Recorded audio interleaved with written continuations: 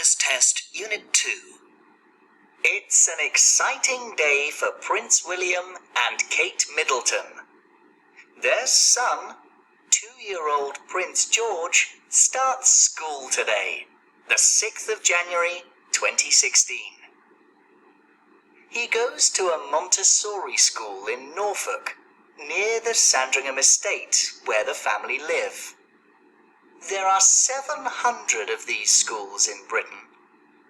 But what is a Montessori school? They're different from other schools in Britain. The classes all have pupils of different ages. The pupils can choose what they want to do.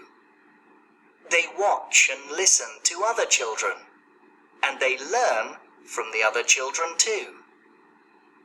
The children don't have to do tests in Montessori schools.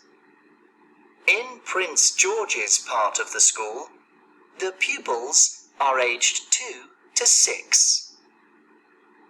On Monday and Friday, the school is open from 8:30 to 1 o'clock. It's open until 3 o'clock on Tuesday, Wednesday, and Thursday.